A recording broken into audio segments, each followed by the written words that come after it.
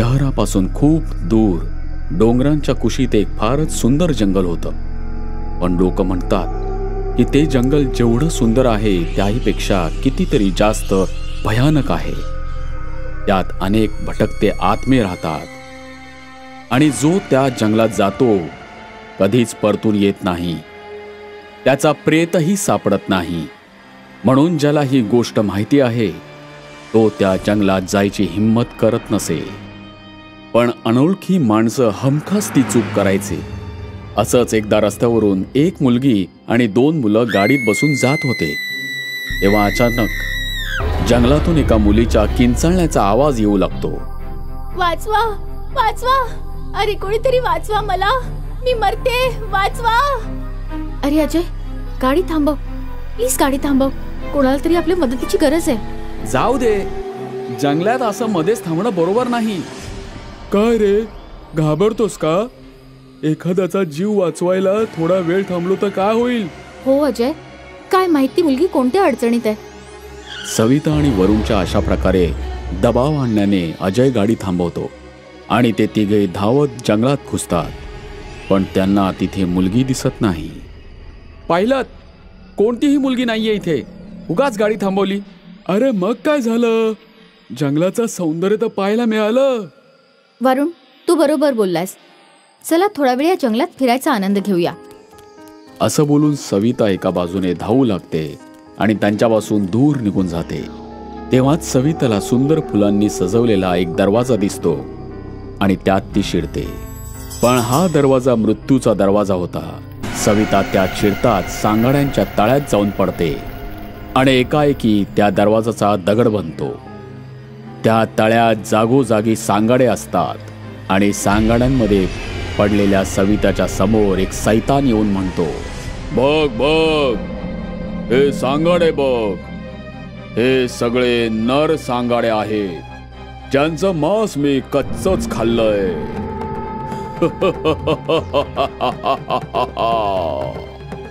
सैतानाला समोर पाहून सविता खूप घाबरते आणि म्हणते, मला जाऊ दे, मला नको खाऊस. तुला देवाची शपथ, मला सोड. बाहेर माझे मित्र मला शोधत असतील. मला जाऊ दे. तू अजिबात चिंता करू नको. तुझ्या सोबत आम्ही त्यांनाही सांगाडे बनवू. ये आता जाऊया. असं बोलून सैतान सविताची मान धरून तिला खेचत पाण्याखाली सांगाड्यांनी बनलेल्या एका गुहेत घेऊन जातो. तिथे एक उपाशी जखीण भुकेने व्याकुळ झालेली असते. हिचं मांस तर खूपच नरम आहे. पती परमेश्वरा, मला खूप भूक लागलीये. आता वाट बघवत नाहीये, मी हिला खाऊनच टाकते. अगं, एवढी काय घाईये? थोडी अजून वाट बघ माझी राणी. हिच्या मित्रांना तर येऊ दे. नाही नाही, आता भूक सहन होत नाहीये. जोपर्यंत तू त्यांना आणशील मी हिला खाऊनच टाकेन. ठीक आहे तर खा, पण माझी राणी हिला जरा प्रेमाने खा. असं म्हणून सैतान पाण्याच्या वर निघून जातो आणि तो गेल्यावर जखिणीचे मोठमोठे दात बाहेर येतात. मला आणि माझ्या मित्रांना सोड, आम्हाला खाऊ नकोस. तू म्हणशील तर मी तुझ्यासाठी एखाद्या जनावराचं मांस तिथे पोचवेन. मी जनावरांना खाणारी जाखीण नाहीये. जनावरांना तर तुम्ही माणसं खाता. जर मी जनावरं खाल्ली तर माणूस आणि सैतान यात काय फरक राहिला? असं म्हणून जखीण सविताला धरून तिच्या शरीरातलं सगळं मांस चाटून खाते आणि काही क्षणातच तिचा सांगाडा तळ्याच्या पाण्यात तरंगताना दिसू लागतो. थोड्या वेळाने तळ्याच्या काठावर सैतान वरुणला सविताचा सांगाडा दाखवत म्हणतो, हे बघ, त्या मुलीचा सांगाडा जिला तू शोधत होता. मी कसं खरं मानू की ही सविताची हाडं आहेत? बरं, नाही मानत तर मग बघ. असं म्हणून सैतान आपल्या डाव्या हाताची मूठ बंद करतो आणि पुन्हा ती उघडतो. मूठ उघडताच सविताची आत्मा प्रगट होते. वरुण, तूही या सैतानाच्या कैदेत अडकलास. हा तुलाही खाऊन टाकेल. तू इथून पळून जा, पळून जा वरुण. वरुण, पळ. असं म्हणत सविताची आत्मा गायब होते. काय घेतलं का दर्शन? आता तरी मानशील ना की हा सांगाडा त्याच मुलीचा आहे. पण हे तळ तर सांगाड्यांनी भरलेलं आहे. हे एवढे सांगाडे इथे कसे आले? हे ऐकून सैतान हसू लागतो.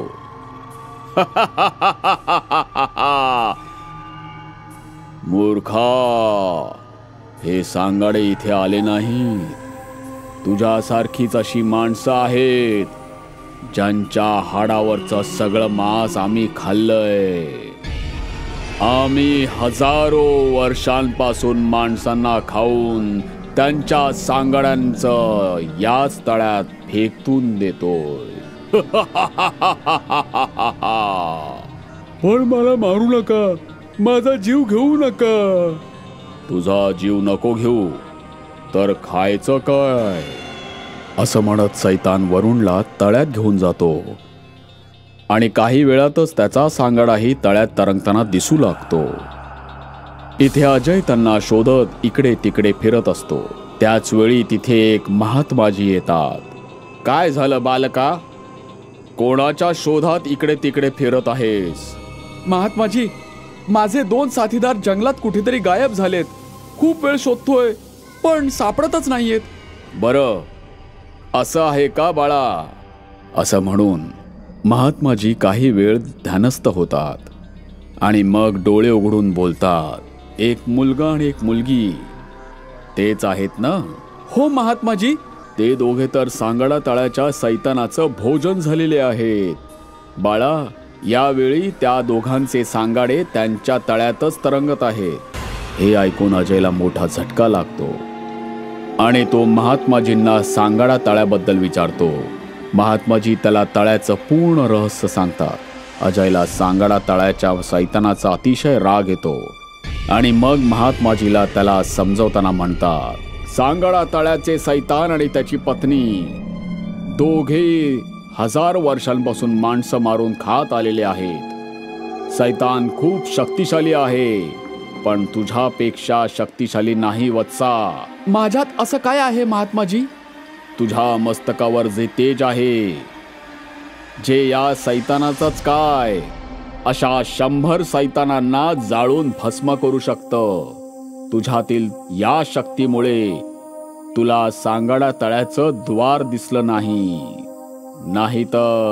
नाहीतर काय महात्माजी? नाहीतर आतापर्यंत तूही मेला असतास. हे ऐकून अजयला खूप आश्चर्य वाटतं आणि मग तो महात्माजींना सैतानाला मारायचा उपाय विचारतो. महात्माजी, मला माझ्या मित्रांचा बदला नक्कीच घ्यायचा आहे. तुम्ही मला त्यांना संपवायचा उपाय सांगा ना. वत्सा, मी तुला एक अंगठी देईन. तू ही आपल्या बोटामध्ये घालताच तुला सांगाडा तळ्याचं द्वार दिसेल आणि मग तू त्यात प्रवेश कर. त्यानंतर काय होणार महात्माजी? त्याच्यानंतर सैतान आणि त्याची पत्नी तुझ्या समोर येताच तुझ्या मस्तकातून अशी किरणं उसळतील ज्या त्यांना जळून भस्म करून टाकतील. ते जळताच सांगाडा तळ्यातील सगळे सांगाडाही जळून राख होतील.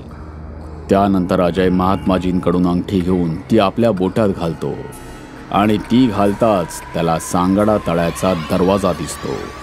तो लागलीच त्यात शिरतो. सैतान आणि त्याची पत्नी त्याच्यासमोर येताच त्याच्या मस्तकातून बाहेर पडलेली तेजस्वी किरणं त्यांना भस्म करून टाकतात. त्याचबरोबर सगळे सांगाडाही जळून राख होतात.